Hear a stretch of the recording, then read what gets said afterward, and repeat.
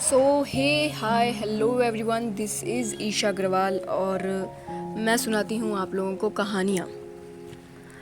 और I know regular नहीं हो पा रहा है, but I will try my best कि मैं रेगुलर ही आप लोगों को कहानियाँ देती रहूँ। ठीक है। सो अब आगे स्टोरी बढ़ाते हैं। Episode number 26।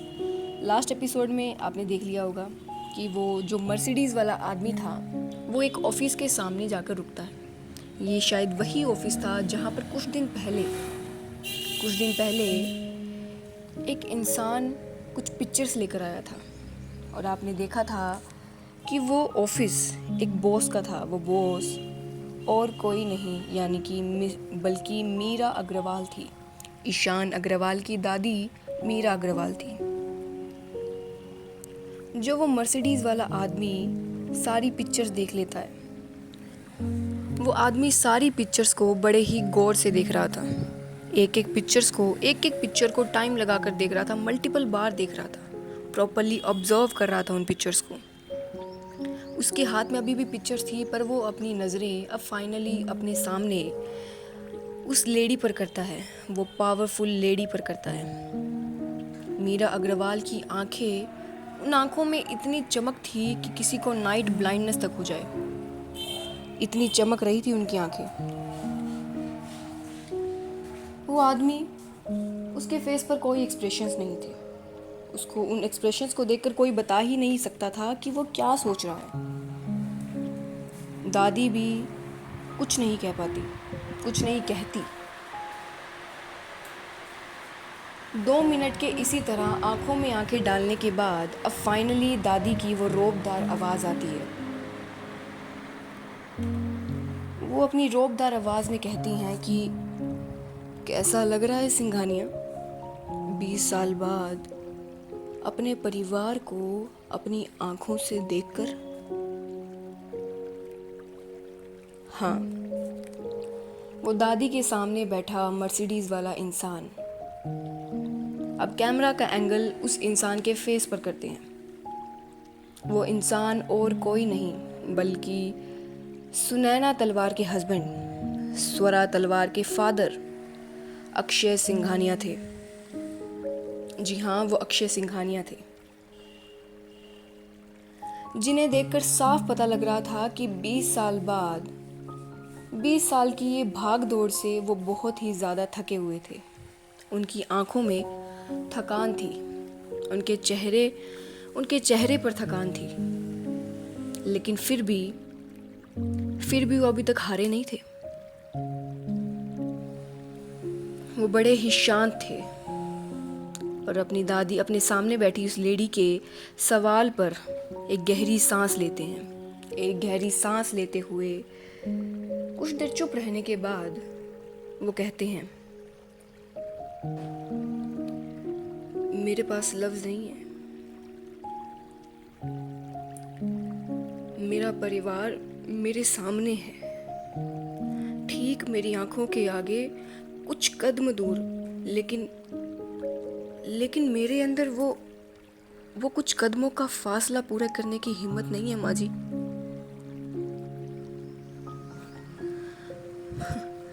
मुझे तो यकीन नहीं हो रहा कि मेरी वो 8 साल की मासूम सी बच्ची, मेरी स्वरा इतनी बड़ी हो गई है।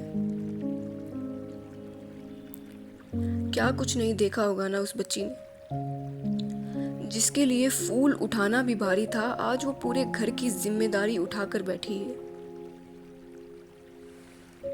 क्या गलती थी माँ जी, क्या गलती थी उस बच्ची की, जो उसे इतनी कच्ची उम्र में ही ये सब देखना पड़ा।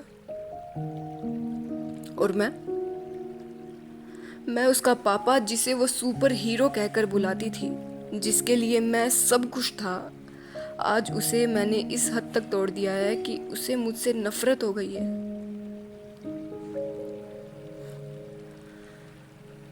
अब वो लोग मेरे बिना जीना सीख गए हैं माँ जी। अब वो खुश हैं। 20 साल में 20 साल में मैंने आज तक उनके फेस पर इस तरह की खुशी कभी महसूस नहीं की। आज 20 साल बाद मैं फिर से उनकी खुशियाँ नहीं छीन सकता। वो अक्षय सिंघानिया दोबारा से उन पिक्चर्स की तरफ देखते हैं। अब उसकी नज़रें उन पिक्चर्स पर ही थी। वो अपनी बात आगे करते हुए कहते हैं कि आपको पता है माँ जी, जब आप उनकी पिक्चर्स मुझे भेजा करती थी तो दिल को सुकून मिलता था कि वो लोग सही सलामत हैं।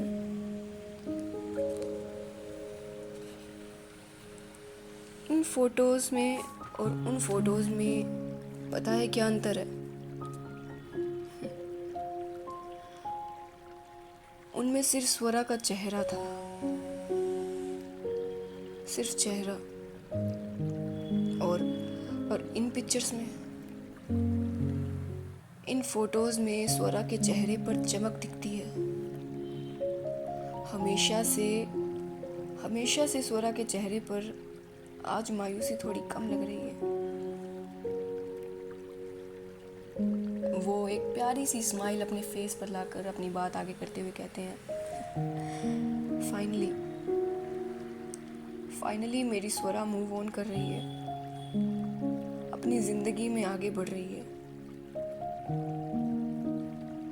अब वो अपनी नज़रें दादी पर करते हैं और कहते हैं, अब मैं अपनी बेटी की ज़िंदगी में वापस जाकर फिर से उसे उसी दलदल में नहीं धकेल सकता। मैं चाहता हूँ कि वो अपनी ज़िंदगी में हमेशा खुश रहे, हमेशा मुस्कुराती रहे, फिर चाहे वो मुझसे नफ़रत ही क्यों ना करे। ये कहकर अक्षय सिंघानिया एक स्माइल के साथ अपने सामने बैठी मीरा अग्रवाल को देखते हैं। उनके फेस पर तो स्माइल थी, लेकिन उनकी आंखें नम थीं। क्या हालत रही होगी उस फादर की, उस बाप की क्या हालत रही होगी ना, जो 20 साल तक अपनी फैमिली से दूर था। न जाने किस कारण से दूर था, बट स्टिल दूर था। दूर बैठे सिर्फ उस इंसान को अपनी फैमिली की पिक्चर सी दिखती थी। उसे मालूम था कि उसकी फैमिली अब उससे नफरत करती है। वो किस तरह से सांस ले पा रहा होगा ये जानते हुए कि अब उसकी फैमिली को उसकी ज़रूरत नहीं है। उसकी फैमिली की नज़रों में शायद वो ज़िंदा है भी या नहीं, ये भी उसे नहीं पता था। क्या हालत रही होगी उस बाप की, क्या हालत रही होगी उस हस्बैंड की। और स्टिल अभी भी 20 साल बाद अपने परिवार के बारे में सोचते हुए ही वो अब भी अपने दिल को मनाते हुए, बुझाते हुए ही यही कह रहा है कि वो अपनी फैमिली की खुशियाँ नहीं दाव पर लगा सकता। 20 साल बाद वो अपनी फैमिली के सामने फिर से नहीं जा सकता। फादर्स भी किस मिट्टी के बने होते हैं। अपनी बेटी के लिए, अपने परिवार के लिए आदमी क्या कुछ नहीं कर जाता ना। उसी का एक रूप था ये अक्षय सिंघानिया। हम नहीं जानते कि क्या रीज़न था उनका जाने का। शायद हमें आगे पता लग जाए। दादी मीरा अग्रवाल, जो अब तक केयरफुली अक्षय सिंघानिया की बातें सुन रही थी, वो भी तो इन बातों की गंभीरता को समझ रही थी, उनकी डेप्थ को समझ रही थी। वो भी तो सब जानती ही थी। उनके बाल धूप में थोड़ी ना सफ़ेद हुए थे। वो कुछ देर एक पोज लेने के बाद कहती हैं, हाँ, ये बात तो तुम्हारी सही है कि स्वरा थोड़ी कम मायूस लग रही है। हमने भी हमारे पोते ईशान के चेहरे पर छाया के जाने के बाद अब जाकर चमक देखी है। दादी अपनी नज़रें एक बार उन पिक्चर्स की तरफ करती हैं और तुरंत ही अपनी नज़र हटाकर कहती हैं, छाया के जाने के बाद हमारे पोते के ईशान के चेहरे पर से तो मानो जैसे सारी खुशियाँ ही छिन गई हूँ।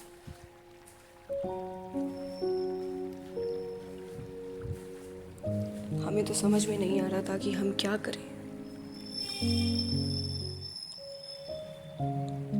तुम जानते हो सिंघानिया,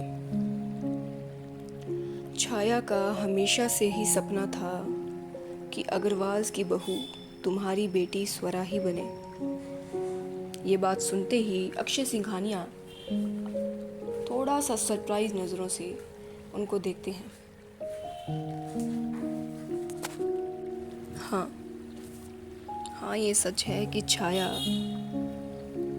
छाया चाहती थी कि स्वरा हमारे ईशान की ज़िंदगी में आए। हमें भी स्वरा बहुत पसंद है। स्वरा जैसी बेटी पाना हमारा सौभाग्य होगा। और जैसा हमने तुमसे वादा किया था, तुम्हारा परिवार आज सही सलामत है सिंघानिया। हमने हर पल तुम्हारे परिवार की रक्षा की है, फिर चाहे वो स्वरा की स्कॉलरशिप हो, उसकी जॉब हो या घर। हमने अपना वादा निभाया है सिंघानिया, और इसीलिए हमने ईशान को एक आम एम्प्लॉय की तरह कंपनी में शामिल किया, ताकि वो वहाँ स्वरा से मिल सके, उसे जान सके, उसे पहचान सके। हम देखना चाहते थे कि स्वरा और ईशान क्या सच में एक दूसरे के लिए बने हैं। हमने इसीलिए ईशान को उस कंपनी में एक आम एम्प्लॉय की तरह शामिल किया, ताकि वो स्वरा को प्रोटेक्ट कर सके, ताकि स्वरा ईशान को प्रोटेक्ट कर सके। और जैसा हमने सोचा था वैसा ही हुआ। ये दोनों एक दूसरे के लिए ही बने हैं।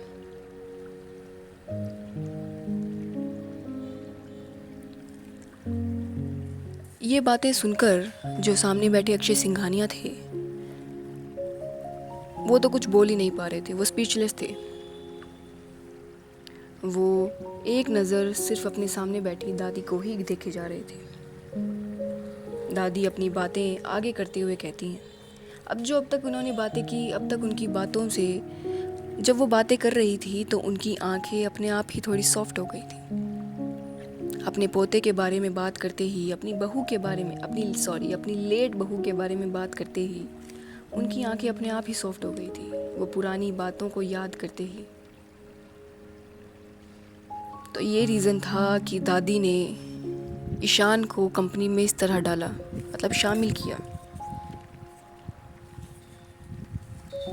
और भी ऐसे न जाने कितने ही इमोशंस होंगे जो शायद उन्होंने अपने अंदर ही झंझो कर रखे हुए हैं।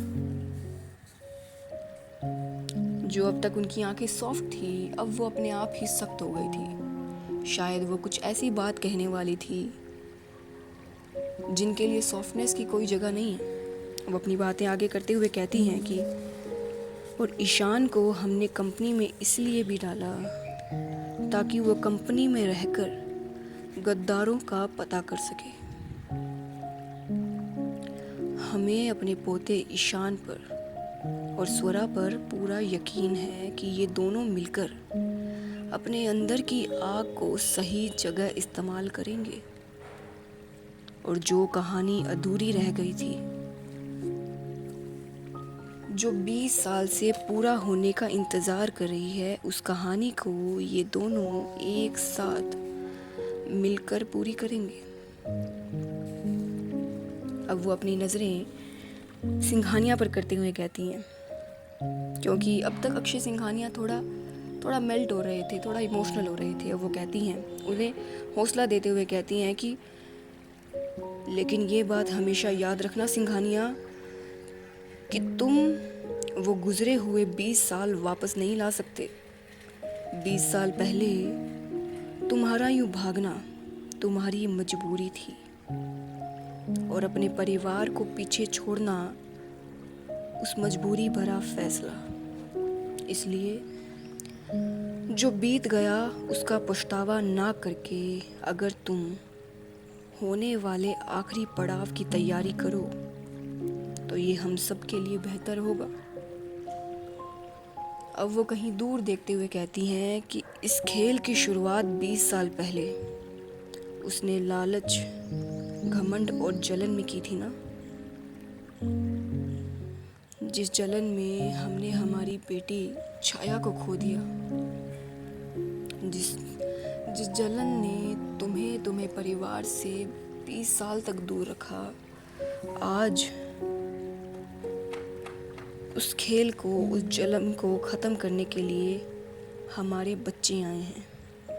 हमारे बच्चे ख़त्म करेंगे इस खेल को। और ये कहकर वो अक्षय सिंघानिया को देखती हैं। अक्षय सिंघानिया जैसे दादी की बातें सुनकर उनके अंदर हौसला भरा था, जो अब तक इतना इमोशनल फील कर पा रहे थे, जो इतना टेंस फील कर रहे थे, क्योंकि उनकी लाइफ के 20 साल बीत गए थे अपनी फैमिली से बिना मिले। अब दादी की ये बातें सुनकर अब उन्हें कुछ हद तक थोड़ा हौसला मिला था। ये क्या थी, क्या बातें थी, ये क्या था 20 साल पहला, और किसकी यहाँ बात हो रही है, किसके कारण ये खेल शुरू हुआ था, और ये कैसा खेल है जहाँ सब थोड़ा थोड़ा रोज टूट रहे हैं। रोज कुछ ना कुछ हुए ही जा रहा है, सबके दिल में दर्द है। ऐसा कौन सा खेल है ये, और इसका आखिरी पड़ाव कैसे ईशान और स्वरा से जुड़ा है, ये हमें पता लगेगा आगे। यहाँ ऑफिस में क्लाइंट मीटिंग अब स्टार्ट हो चुकी थी। क्लाइंट्स अपनी रिक्वायरमेंट, कंडीशन, बजट बता रहे थे,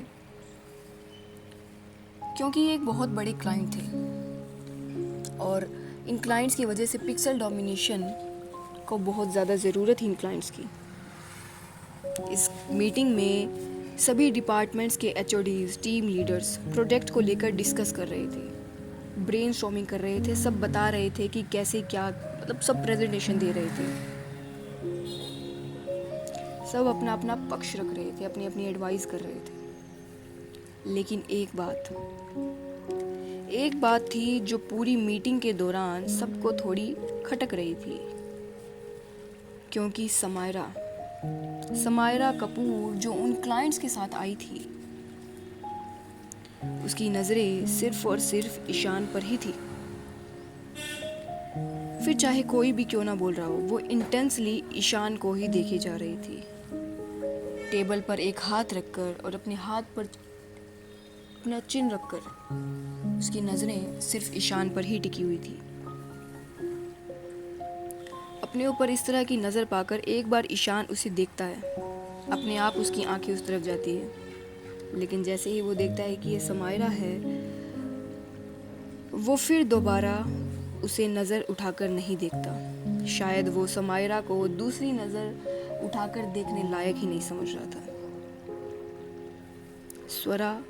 स्वरा सब देख रही थी, सब समझ रही थी, पर वो कुछ कर नहीं पाती। वो क्या ही कर सकती थी इस मीटिंग के दौरान, वो क्या कर पाती। स्वरा की तो ये टैलेंट है ना कि उसका फेस हमेशा से ही न्यूट्रल रहता है। अभी भी उसका फेस वैसा ही न्यूट्रल था। ईशान से मिलने के बाद वो थोड़ा ज़्यादा इंसान बनने लगी थी, लेकिन अब ये समायरा के आने के बाद वो अपना फिर से वही रोबोट जैसा फेस लेकर बैठी थी। लेकिन एक इंसानी हरकत तो उसने की थी। टेबल के नीचे स्वरा की मुट्ठी कस जाती है ये सब देखकर। किसकी नहीं कसेगी, वो बर्दाश्त नहीं कर पा रही थी कि उसके सामने उसके पसंदीदा इंसान को कोई इस तरह देख रहा है। उसे बर्दाश्त नहीं हो रहा था, उसे बिल्कुल भी पसंद नहीं आ रहा था। अब देखते हैं कि स्वरा का यह फ्रस्ट्रेशन लेवल कब फूटता है, क्योंकि स्वरा अपने अंदर अपने आप को कंट्रोल करते हुए ये सब भरते ही जा रही थी, और अब अगर भरते भरते स्वरा कब फूटेगी ये तो देखना होगा। माहिरा भी ये सब देख रही थी। वो एक नज़र स्वरा को देखती है, ईशान को देखती है, और फिर सामने बैठी समायरा को देखती है। फिर वो अपनी नज़रें हेड चेयर पर बैठे आकाश की ओर करती है। इशारों में ही, आंखों में ही गुस्सा जताते हुए कहती है कि तुम्हारी कज़न कर क्या रही है? तुम इसे बाहर निकाल रहे हो या मैं इसे अपने तरीके से बाहर निकालूं? आकाश अपनी माहिरा की वो आंखों से बताई हुई बातें जैसे समझ गया था एक ही पल में। थोड़ा डर भी गया था, क्योंकि इतना गुस्सा माहिरा को। वो अपनी आंखों की पलकें एक बार झपकाते हुए जैसे उसे समझाने की कोशिश कर रहा हो कि बेबी तुम शांत रहो, मैं करता हूँ कुछ। और ये कहकर आकाश फिर समायरा से पूछता है, सो मिस समायरा, आप तो खुद वन ऑफ द एग्जीक्यूटिव हैं, राइट? आपका क्या ख्याल है इस बारे में? और इस तरह आकाश समायरा को बातों में लगा लेता है। समायरा भी एक मीटिंग में बैठी थी, इस तरह थोड़ी ना किसी को ताड़ सकती थी, इसीलिए वो भी आकाश की बातें तो समझ रही थी, लेकिन still going with the flow वो मीटिंग के दौरान अपनी बातें करने लगती है। और इसी तरह वो मीटिंग फाइनली पूरी हो जाती है। सब ने देखा था कि समायरा किस तरह ईशान को देखे जा रही थी। सब वहाँ से जाने लगते हैं। स्वरा का मूड अपसेट था। वो शायद इस बात को मानेगी नहीं, लेकिन स्वरा का मूड अपसेट था। अपने आप उसका अपसेट हो गया था मूड। ईशान भी सब बात को समझ रहा था। ईशान बाकी लड़कों की तरह इमोशनली अनअवेलेबल नहीं है ना। ईशान समझ रहा था कि स्वरा का यहाँ पर मूड अपसेट होना बनता भी है, इसलिए ईशान उससे बात करने के लिए उसके पीछे जाने ही लगता है कि समायरा पीछे से कहती है, ईशान। ओ, इसका समायरा का जो अभी अभी कंपनी में आई है, इस तरह कैजुअली वर्क प्लेस पर ईशान का नाम लेना, सब एक बार पीछे मुड़कर जरूर देखते हैं। स्वरा भी देखती है। ईशान अपने ऊपर सबकी नज़र पाता है, समायरा को देखता है। समायरा मासूम बनते हुए कहती है, क्योंकि मासूम इसलिए बन रही थी वो, क्योंकि उसे जो करना था वो कर चुकी थी। पूरी कंपनी में इस बात की एक गॉसिपिंग होने लगती है कि क्या समायरा ईशान को जानती है, क्या इन दोनों के बीच में कुछ है, क्योंकि जिस तरह से समायरा उसे देख रही थी वो कोई आम नज़रें तो नहीं थी। समायरा जल्दी से कहती है कि आई मीन मिस्टर मल्होत्रा, आपसे कुछ बात करनी है। ईशान भी सब समझ रहा था, लेकिन इस तरह वो एक एम्प्लॉय था यहाँ पर, और इस तरह executive, one of the clients के एग्जीक्यूटिव पे कोई यहाँ पर उसे बात करना चाहता है तो वो इस तरह टाल नहीं सकता था। वो एक नज़र स्वरा को दिखता है। स्वरा ये सब देखकर अपने कैबिन की तरफ चली जाती है, थोड़ा गुस्से में। ईशान भी एक गहरी सांस लेता है और पीछे मुड़कर समायरा से बात करने चला जाता है। वो दोनों एक आइसोलेटेड से कॉर्नर की तरफ जाते हैं। एक वर्क प्लेस में एक कॉर्नर में जाना नॉट सो गुड। वो वहाँ पर जाकर थोड़ा अपनी आवाज़ को थोड़ा लाइटली रखते हुए ही अपनी बात को थोड़ा कहता है, गुस्से में कहता है, क्योंकि ईशान को बड़ा गुस्सा आ रहा था। कोई उसके और स्वरा के बीच में आई ये ईशान को पसंद नहीं था, बिल्कुल भी पसंद नहीं था। ईशान जो कंपनी में पूगी बनकर रहता था, उसका वो डेंजरस ओरा अब झलक रहा था। वो दांत पीसते हुए कहता है, व्हाट द हेल समायरा, कर क्या रही हो तुम? समायरा ईशान के ऐसे रिएक्शन को देखकर अपने एक दो कदम उसकी तरफ आगे बढ़ाती है। अपने फेस पर एक स्मर्क के साथ कहती है, मैं क्या कर रही हूँ? मैंने तो कुछ किया ही नहीं अब तक। ऑल्सो तुम इतने अच्छे लग रहे हो ना इस शर्ट में। वो ईशान के शोल्डर से उसके हाथ पर एक उंगली से फिराते हुए कहती है कि तुम इतने अच्छे लग रहे हो इस शर्ट में कि तुमसे मेरी नज़र हट ही नहीं रही। और ये कहकर वो बड़ी ही टीजिंग नज़रों से, सिडक्टिव नज़रों से ईशान को देखती है। ईशान सारी बातें समझ रहा था, दूध पीता बच्चा थोड़ी ना था वो। और कोई स्वरा के अलावा उसे टच भी करे ये ईशान को पसंद नहीं। वो अपना हाथ हटाते हुए कहता है, शट अप, अपनी बकवास बंद करो, and let me tell you one thing, मुझसे दूर रहना। तुम्हारी ये चीप हरकतें मेरे सामने नहीं चलेंगी, so stay out of my life. I am warning you Samaira. Ishaan दांत पीसते हुए गुस्से में कहता है। समायरा एक लड़की थी तो ईशान और वर्क पैलेस में कुछ नहीं कर सकता था। अब ईशान की इतनी डायरेक्ट इंसल्ट सुनकर समायरा को भी थोड़ा गुस्सा तो आता है, लेकिन वो अपने फेस पर हंसते हुए कहती है, ओ बेब, तुम तो बुरा मान गए। तुम्हें हर्ट करने का मेरा कोई इंटेंशन नहीं था, बिलीव मी। इट्स जस्ट कि तुम्हें इतने सालों बाद देखा तो मुझसे रहा नहीं गया। और वो गर्दन टिल्ट करते हुए ईशान को देखती है। ईशान अपनी फ्रस्ट्रेशन छुपाते हुए, क्योंकि वो बहुत फ्रस्ट्रेट हो रहा था, किसी इस तरह से बात करते हुए उसे पसंद नहीं आ रहा था, वो अपनी बातें आगे करते हुए कहता है कि अगर नहीं रहा जा रहा तो रहना सीख लो, because you are nothing to me Samaira Kapoor. Samaira को गुस्सा आ रहा था। अब वो नाटक करते हुए कहती है कि ईशान बेब, क्या कर रहे हो तुम? Listen I am sorry. मुझे पता है तुम अब भी मुझसे प्यार करते हो, पर जो कॉलेज में हुआ उसको लेकर तुम अपसेट हो, right? I am sorry babe, please forgive me ना। वो ईशान का हाथ पकड़ते हुए कहती है, I swear I was drunk. और उस समय मैं बहुत वीक थी, मुझे खुद नहीं पता कि कब वो सब हो गया, और वो भी तुम्हारे बेस्ट बडी के साथ। ट्रस्ट मी ईशान, तुम्हारे जाने के बाद मुझे रियलाइज़ हुआ कि how much I love you. Please let's get back together ना ईशान, प्लीज़।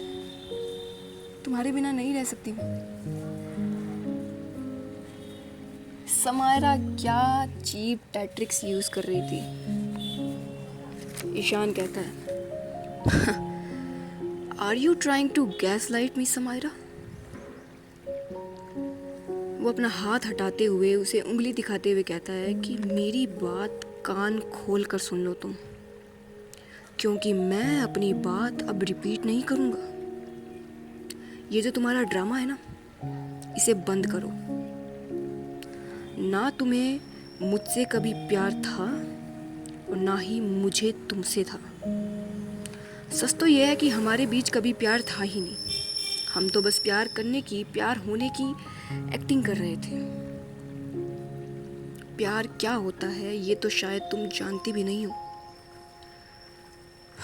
एनीवेज, इसलिए तुम्हारी बेहतरी इसी में है कि तुम अपनी ये ट्रिक्स अपने तक ही रहो, समझी? और ये कहकर ईशान वहाँ से मुड़कर जाने लगता है। स्वरा को गुस्सा आता है। स्वरा की सारी जो ट्रिक्स थी, सारी जो कोशिशें थी, वो विफल हो रही थी। वो पीछे से ही कहती हैं, ट्रिक्स मैं कर रही हूँ या तुम ईशान? उप्स, आई मीन ईशान अग्रवाल। अपना पूरा नाम सुनते ही ईशान के कदम वहीं रुक जाते हैं। उसकी आंखें थोड़ी बड़ी हो जाती हैं। उसे तो याद ही नहीं था कि समायरा तो उसके बारे में सब जानती है। कॉलेज में थोड़ी ना वो एक फेक आइडेंटिटी के साथ था, और समायरा तो कॉलेज से उसे जानती है। ये कैसे भूल गया था ईशान? ईशान मुड़कर पीछे देखता है। उसके फेस पर गुस्सा था, हेल्पलेसनेस थी, वो थोड़ा वल्नरेबल था, और थोड़ा सरप्राइज भी था, थोड़ा शॉक भी था। समायरा को जैसे ईशान के रिएक्शन से फुल सेटिस्फेक्शन मिलती है। अब अपने फेस पर स्माइल लाते हुए ईशान की तरफ आते हुए कहती है कि तुम तो ईशान अग्रवाल हो ना, मीरा अग्रवाल के पोते, इस पूरे अग्रवाल एम्पायर के वारिस, पिक्सल डोमिनेशन के असली सीईओ। तुम जो अपनी ही कंपनी में एक आम से एम्प्लॉय की तरह ईशान मल्होत्रा बनकर सबसे झूठ बोल रहे हो, सबके इमोशंस के साथ खेल रहे हो, उसका क्या? हाँ, अब तक वो ईशान के चारों तरफ एक चक्कर लगाकर अब ईशान के सामने आती है और कहती है, सोचो ईशान, जब सबको पता चलेगा कि तुम कौन हो, तुम्हारी रियल आइडेंटिटी क्या है, तो क्या तुम्हें लगता है कि इस कंपनी के लोग तुम पर फिर से ट्रस्ट कर पाएंगे? क्या तुम्हारी टीम बिना डरे तुमसे बात भी कर पाएगी? तुम्हारे सीनियर्स बिना हिचकिचाए तुमसे मदद भी मांग पाएंगे? और फाइनेंस की एचओडी स्वरा तलवार क्या तुम पे फिर से ट्रस्ट कर पाएगी? ये सारी बातें सुनकर ईशान के कान खड़े हो गए। स्वरा का नाम सुनकर ईशान की दिल की धड़कनें बढ़ने लगी। वो जानता था कि समायरा जो फ़िलहाल इस वक्त कह रही है वो सच है।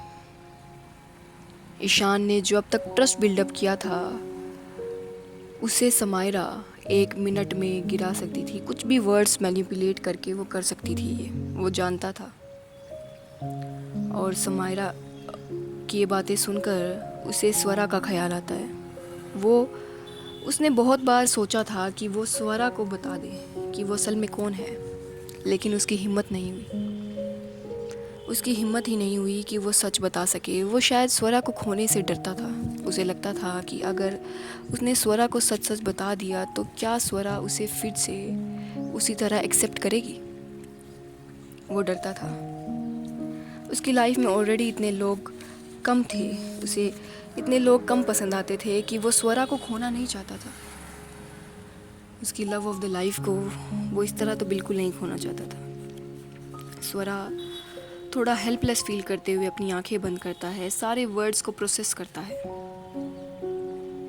और फाइनली अपनी आंखें खोलते हुए कहता है कि क्यों कर रही हो तुम ये सब? चाहती क्या हो तुम? समायरा, जो शायद इसी बात का वेट कर रही थी, वो कहती है, ये हुई ना काम की बात। अब समायरा ईशान के कान के पास आकर कहती है, ईशान, तुम्हें ब्रेकअप करना होगा स्वरा तलवार के साथ। और ये कहकर वो ईशान के पीछे से सामने देखती है, जहाँ स्वरा थोड़े डिस्टेंस से उन्हें ही देख रही थी।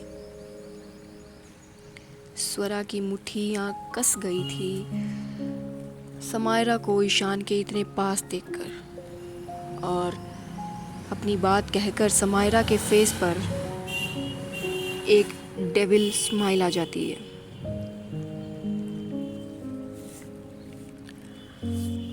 तो ये थी हमारी कहानी, हमारा आज का एपिसोड नंबर 26। कैसी लगी आपको हमारी कहानी? आई नो काफ़ी इरेगुलर हो रही है स्टोरी, लेकिन आई विल ट्राई कि मैं रेगुलर ही स्टोरी दूँ। और आपको जो नई स्टोरी है मेरे निशान, वो कैसी लगी आपको प्लीज़ बताना। उसमें भी थोड़ा डिले हो रहा है क्योंकि टाइम नहीं लग पा रहा है, बट मैं पूरी कोशिश कर रही हूँ कि वैसे ही स्टोरी डालती रहूँ। आज का एपिसोड आपको कैसा लगा प्लीज़ बताना, और डू लेट मी नो अगर कुछ कमी है या कुछ अच्छाई है ये भी, क्योंकि द थिंग इज़ कि मुझे अब थोड़ा सा डाउट फील हो रहा है कि ये अच्छा चल भी रहा है या नहीं चल रहा, यू नो, थोड़ा सा मुझे वो लग रहा है। तो अगर आप लोगों को कहानी सच में पसंद आ रही है तो आप ज़रूर कमेंट करके तो ज़रूर कहें कि आपको कहानी पसंद आ रही है, ताकि मुझे यकीन हो जाए कि जो मैंने बनाया है वो बवाल तो नहीं है, मतलब ठीक है, आप लोगों को पसंद आ रहा है। बाकी आपका फ़ीडबैक काफ़ी वैल्यूएबल है, अपना फ़ीडबैक ज़रूर दीजिएगा। और मिलते हैं फिर अगले एपिसोड में। आइयो समीगो, pairing off, bye bye, Tata.